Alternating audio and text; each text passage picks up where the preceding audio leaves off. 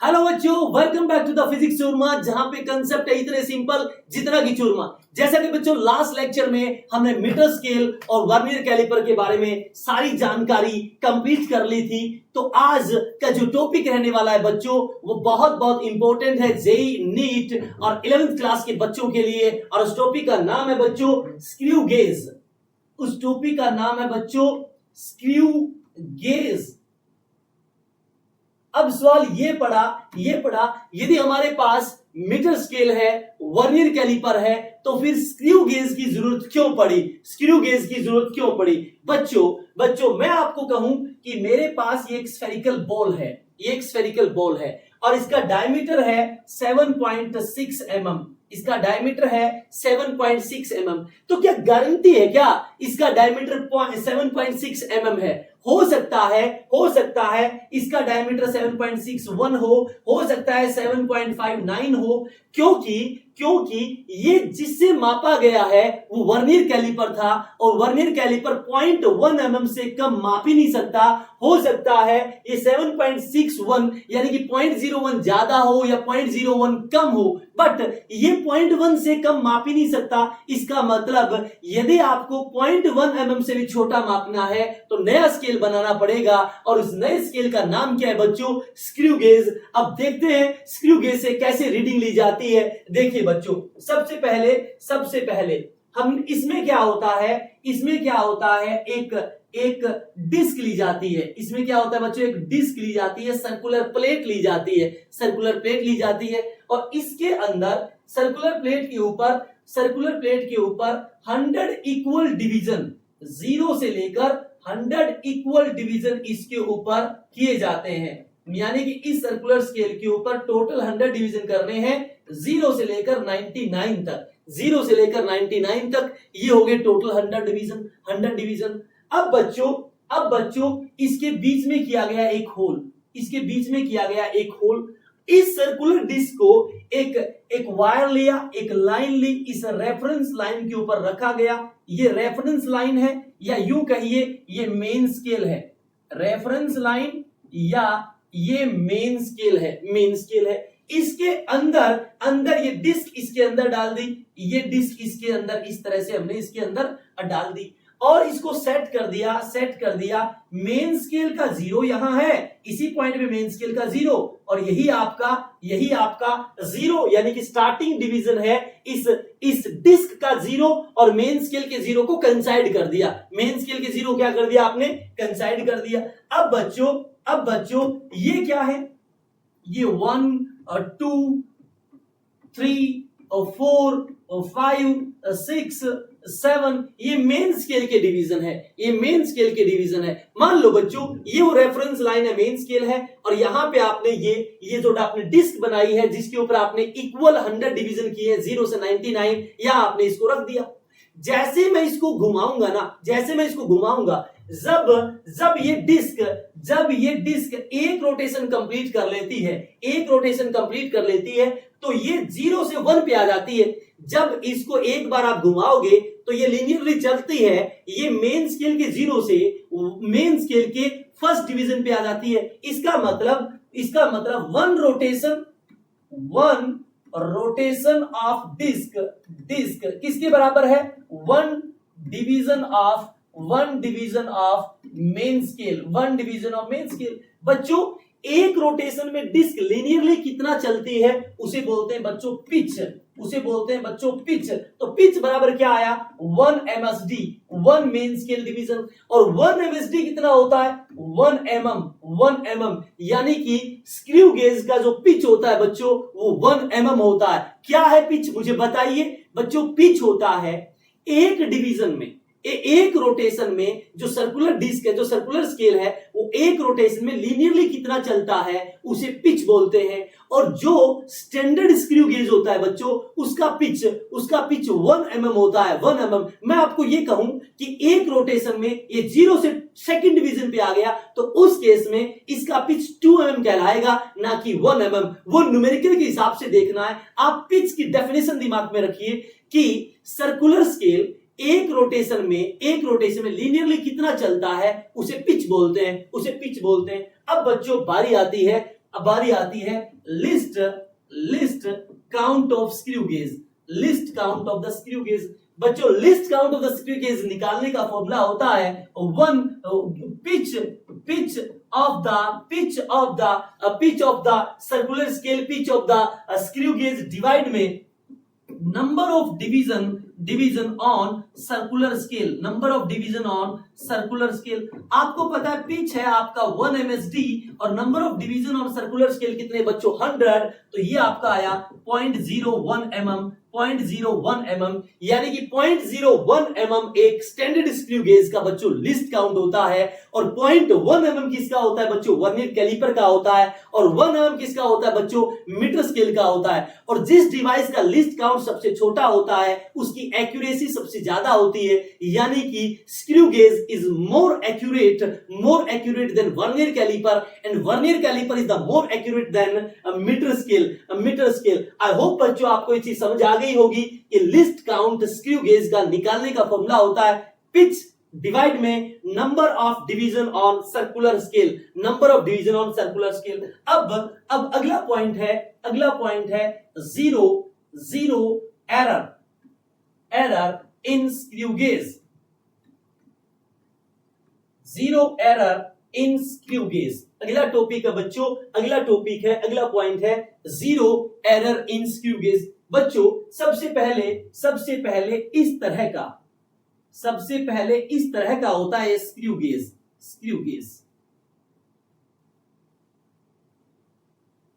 इस तरह का होता है बच्चों ये स्क्रू गेज।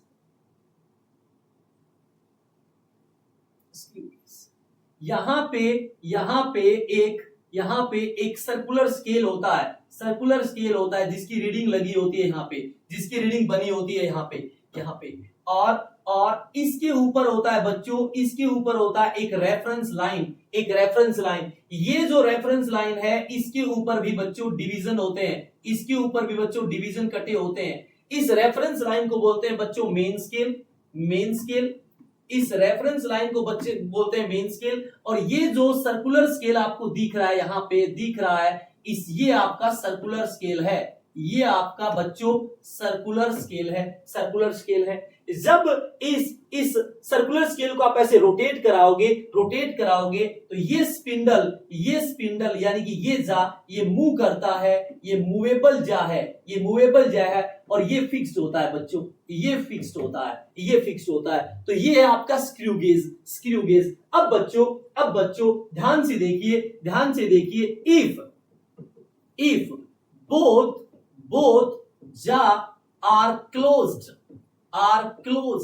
यानी कि जब ये दोनों जा बंद हो, ये दोनों स्पिंडल एक दूसरे के कांटेक्ट में आ जाए, जैसे ऐसे आ जाए, एक दूसरे के कांटेक्ट में आ जाए, यानी कि ड्यूरिंग नो मेजरमेंट, यानी कि जब मेजरमेंट ना हो रहा हो, जब दोनों जा बंद हो, इफ दोनों जा बंद हो तब क्या हो, ये रेफरेंस लाइन है, ये रेफरेंस लाइन का जीरो है और ये आपका सर्कुलर स्केल है और ये सर्कुलर स्केल का जीरो है। जब दोनों जा बंद हो, मेन स्केल का जीरो यानी कि रेफरेंस लाइन का जीरो और सर्कुलर स्केल का जीरो कंसाइड कर रहा हो, बिल्कुल एक दूसरे के ऊपर हो, तो आप समझ जाना इस स्क्रू गेज में कोई जीरो एरर नहीं है, इस स्क्रू गेज के अंदर कोई जीरो एरर नहीं है। आई होप आपको चीज समझ आ गई होगी कि स्क्रू गेज के अंदर जीरो एरर कब नहीं होता। बच्चों स्क्रू गेज के अंदर जीरो एरर तब नहीं होता जब दोनों जा बंद हो, यानी कि जब आप मेजरमेंट ना कर रहे हो, तब सर्कुलर स्केल का जीरो और मेन स्केल का जीरो यदि कंसाइड कर रहा है, एक दूसरे के ऊपर आ रखा है, तो समझ जाना वहां पे जीरो एरर नहीं है। अब अगला पॉइंट देखते हैं बच्चों,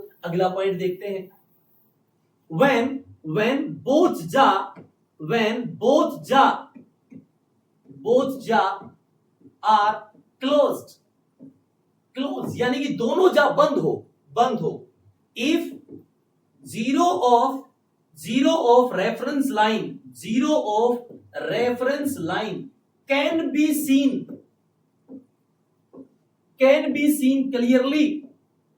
clearly, इसका मतलब ये है कि ये रेफरेंस लाइन है, ये रेफरेंस लाइन का 0 है, और यहां जब दोनों जा को बंद किया गया तो दोनों जा को बंद किया गया तो यहां पे चला गया कौन, सर्कुलर स्केल, ये सर्कुलर स्केल है। जब जब सर्कुलर स्केल इस साइड खिसक जाएगा, इस साइड खिसक जाएगा तो रेफरेंस लाइन का 0 आपको दिखने लग जाएगा। इसका मतलब क्या है, सर्कुलर स्केल का 0 राइट हैंड साइड में जा चुका है, सर्कुलर स्केल का 0 राइट हैंड साइड में जा चुका है, किसके, रेफरेंस लाइन के 0 के। और तभी तो क्या होगा, सर्कुलर स्केल, मान लो ये रेफरेंस लाइन थी तो सर्कुलर स्केल तो यहां आ जाएगा और ये 0 दिखने लग जाएगी। जब 0 दिखेगी यानी कि स्क्रू गेज के अंदर स्टेटमेंट इस तरह से होती है, जब दोनों जा क्लोजली पैक्ड हो और 0 of reference line can be seen clearly, इसका मतलब है स्क्रू गेज के अंदर सर्कुलर स्केल का 0 रेफरेंस लाइन के 0 के राइट हैंड साइड में जा चुका है, उस केस में बोलते हैं बच्चों पॉजिटिव 0 एरर। उस केस में क्या बोलते हैं बच्चों, पॉजिटिव 0 एरर। अब पॉजिटिव 0 एरर निकालना कैसे है,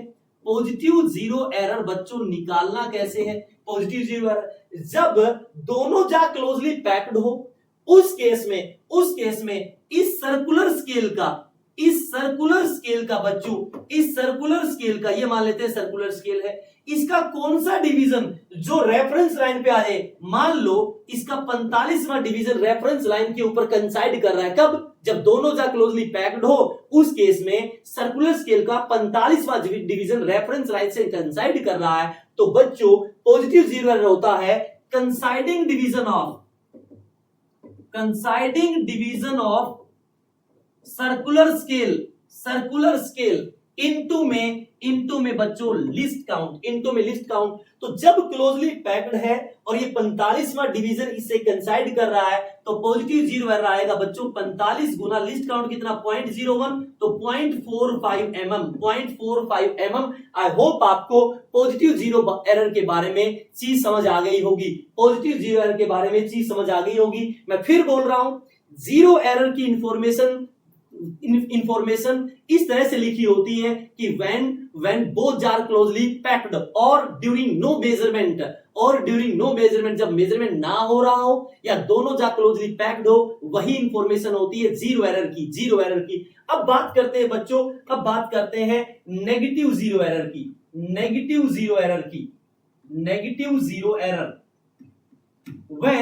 when both jaw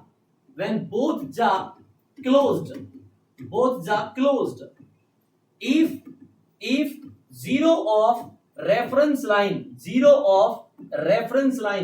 cannot be seen, clearly, in that case there is negative 0 error। मान लो ये रेफरेंस लाइन है, स्टार्टिंग में ये सर्कुलर स्केल यहां थी, ये दोनों की 0 कंसाइड कर रही होती है, जब क्या नहीं होता, जब 0 एरर नहीं होता। जब दोनों जा को बंद किया तो ये जो रेफरेंस लाइन है सर्कुलर स्केल के अंदर जा चुका है। इस केस में आपको मेन स्केल का 0 में, अब ध्यान से देखना कि स्टार्टिंग में दोनों क्या होते हैं, कंसाइड होते हैं। यदि दोनों जा बंद है और कंसाइड है तो नो 0 एरर, और यदि सर्कुलर स्केल के अंदर मेन स्केल का 0 आपको क्लियरली दिखने लग जाए तो पॉजिटिव 0 एरर। और मान लो ये रेफरेंस लाइन है और ये रेफरेंस लाइन का 0 है, और यदि इससे पहले कौन आ जाए, सर्कुलर स्केल, तो भाई हमें पता है कि ये जो मेन स्केल का 0 है, ये दिखना क्या हो जाएगा, बंद हो जाएगा, बंद। यानी कि आप 0 से पहले मापना स्टार्ट कर रहे हो, तो इस केस में बच्चों जब मेन स्केल का 0 दिखना बंद हो जाए तो वहां पे होता है नेगेटिव 0 एरर। अब इसका रेफरेंस लाइन पे, मान लो रेफरेंस लाइन के ऊपर 30 डिवीजन आ गया, जब मेन स्केल का 0 ना दिखे, और ये तब होता है जब सर्कुलर स्केल का 0 मेन स्केल के 0 के लेफ्ट हैंड साइड में चला जाए, तब आपको मेन स्केल का 0 दिखना बंद कर देगा, उसे बोलते हैं नेगेटिव 0 एरर। अब नेगेटिव 0 एरर निकाले कैसे, नेगेटिव 0 एरर निकालने का तरीका क्या है, नेगेटिव 0 एरर होता है बच्चों total division on circular scale minus considering division of circular scale into least count. अब मुझे पता है टोटल डिवीजन कितने होते हैं 100 और माइनस कंसाइडिंग डिवीजन कितना है जब दोनों जा क्लोजली पैक्ड हो और उस मेन स्केल का जीरो आपको क्लियरली ना दिखे तो उस केस में कंसाइडिंग डिवीजन यहां पे 30 दे रखा है, 30 इसमें से घटा देंगे और इनटू में लिस्ट काउंट कितना 0.01, तो ये आया 70 इंटू 0.01, 70 इंटू 0.01। इसका मतलब बच्चों 0.7 mm, और 0.7 mm कौन सा आया है, ये कौन सा आया है नेगेटिव जीरो एरर। तो इस तरह से होता है positive zero error and negative zero error. अब बात आती है बच्चों reading taken by screw gauge. Reading taken by screw gauge. Reading बराबर क्या होता है बच्चों, रीडिंग बराबर होता है MSR main scale reading plus CSR circular scale reading into list count. और आपको पता है जीरो एरर हमेशा घटाना होता है विद साइन, प्लस है तो प्लस घटा देंगे, माइनस है तो माइनस घटा देंगे। एमएसआर होता है मेन स्केल रीडिंग, सीएसआर होता है सर्कुलर स्केल रीडिंग, और जीरो एरर की इंफॉर्मेशन तब होती है जब जा क्लोज हो, और रीडिंग की इंफॉर्मेशन तब होती है ड्यूरिंग मेजरमेंट, यानी दोनों जा ओपन हो। अब मैं आपको कहूं during measurement,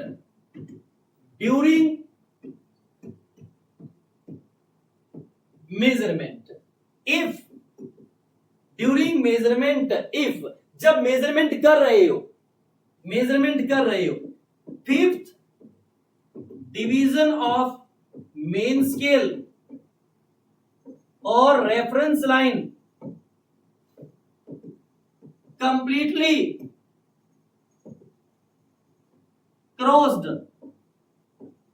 bye circular scale,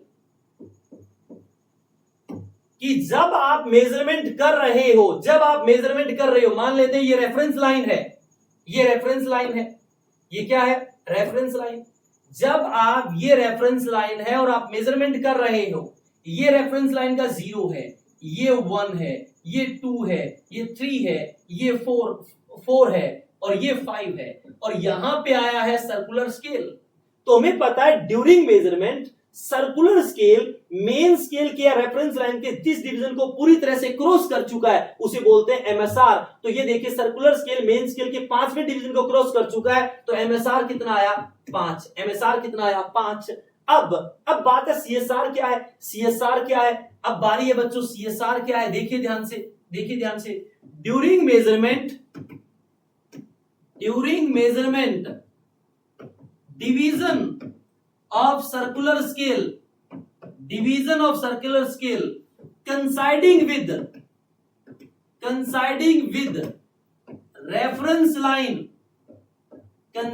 with reference line during measurement division of circular scale का वो डिवीजन कंसाइड विद रेफरेंस लाइन। मान लेते हैं ड्यूरिंग मेजरमेंट ये सर्कुलर स्केल है और सर्कुलर स्केल का 25वां डिवीजन कंसाइड कर रहा है,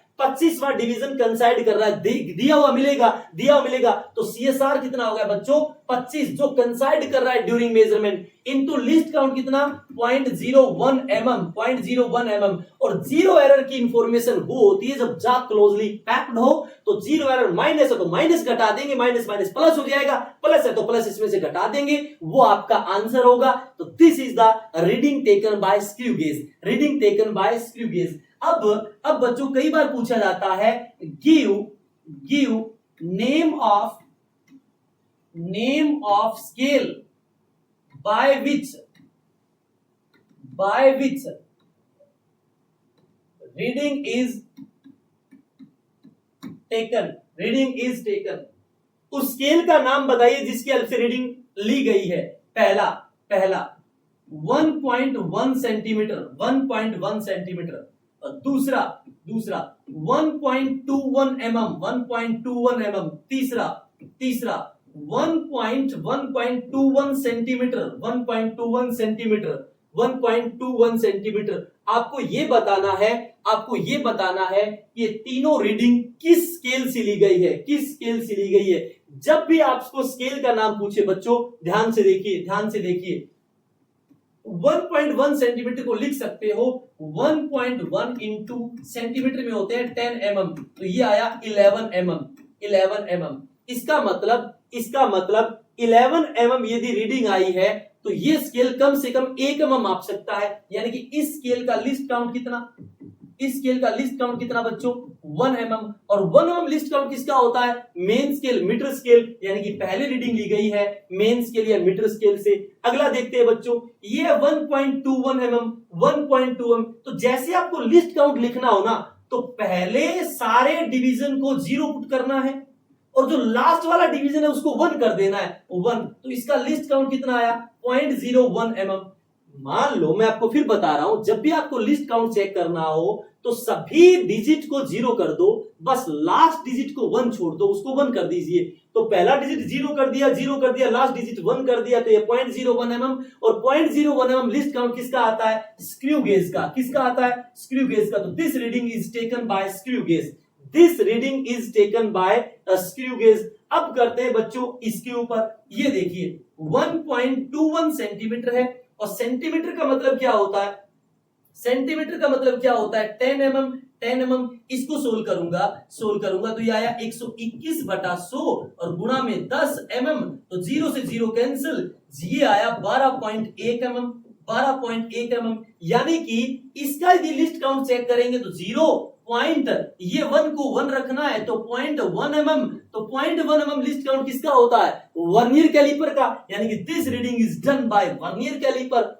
तो यदि आपको कभी भी पूछे कि ये रीडिंग किस स्केल से ली गई है तो आप उसका लिस्ट काउंट चेक कर लो। लिस्ट काउंट चेक करने का तरीका होता है सभी डिजिट को 0 पुट कर दो, लास्ट वाले डिजिट को 1 छोड़ दो। सबसे पहले आपको mm में कन्वर्ट जरूर करना है रीडिंग को, उसके बाद यदि 0.1 आ जाता है तो वर्नियर कैलिपर, 0.01 आ जाता है तो आपका स्क्रू गेज, और यदि 1 mm आ जाता है तो आपका क्या होगा, मेन स्केल। अब बच्चों जल्दी से कमेंट करके बताइए स्फेरोमीटर का लिस्ट काउंट कितना होता है। इसी तरह बच्चों यदि आपको कंप्लीट फिजिक्स करनी है 11th 12th जेईई और नीट की, तो जल्दी से फिजिक्स सुरमा को लाइक एंड सब्सक्राइब जरूर करें।